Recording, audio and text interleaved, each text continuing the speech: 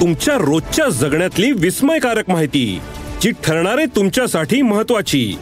ऐका साम टीव्हीचा आज स्पेशल पॉडकास्ट, जे तुमच्यासाठी महत्त्वाचं तेच आमच्यासाठीही. वळूया पुढील बातमीकडे. आगामी विधानसभा निवडणुकीच्या पार्श्वभूमीवर राष्ट्रवादी काँग्रेस शरदचंद्र पवार पक्षाचे अध्यक्ष शरद पवार हे उद्यापासून 4 दिवसांच्या कोल्हापूर दौऱ्यावर जात आहेत. या दौऱ्यामध्ये शरद पवार कोल्हापूर जिल्ह्यातील नेत्यांच्या भेटीगाठी घेतील.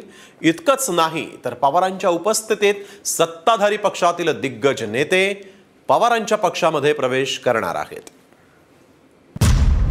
पवारांचा कोल्हापुरात मुक्काम, विरोधकांना घाम. विधानसभेच्या तोंडावर जोडण्या लावणार.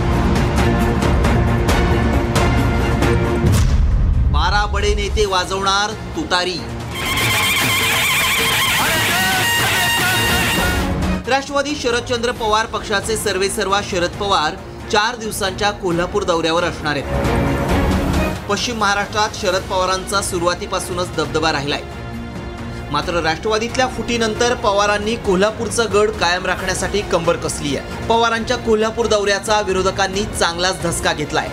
कारण या दौऱ्यात महायुतीचे 12 बडे नेते पवारांच्या गळाला लागण्याची शक्यता आहे. 3 सप्टेंबरला शरद पवारांच्या उपस्थितीत भाजपचे समरजित घाटगे तुतारी फुंकणार आहेत. या कार्यक्रमाच्या माध्यमातून समरजित घाटगे आगामी विधानसभा निवडणुकीसाठी वैद्यकीय शिक्षण मंत्री हसन मुश्रीफ यांच्या विरोधात रणशिंग फुंकणार आहेत. चंदगड विधानसभा मतदारसंघात राजेश पाटील यांच्या विरोधात कोण मातब्बर असणार याची चर्चा आणि प्लॅनिंग देखील होणार आहे.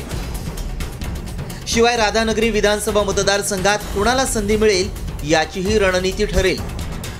आगामी विधानसभा निवडणुकीत कोल्हापूर जिल्ह्यातील 10 पैकी किती जागा राष्ट्रवादी शरद पवार पक्षाकडे जाणार हा जिल्ह्यात चर्चेचा विषय बनलाय. पवारांच्या दौऱ्यानंतर या सगळ्या प्रश्नांची उत्तरं मिळू शकतील.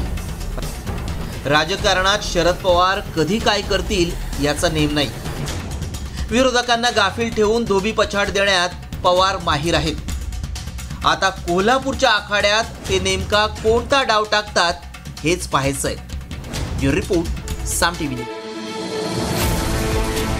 या एपिसोडमधून मिळालेली माहिती कशी वाटली हे आम्हाला कमेंट्समध्ये नक्की कळवा. आणि रोज ऐका बिंचपॉट ॲपवर किंवा तुमच्या आवडत्या पॉडकास्ट प्लॅटफॉर्मवर साम टीव्ही आज स्पेशल पॉडकास्ट. आणि हो, आम्ही यूट्यूबवर पण साम टीव्ही या नावानं आहोत. तिथे आम्हाला नक्की लाईक आणि सबस्क्राईब करा.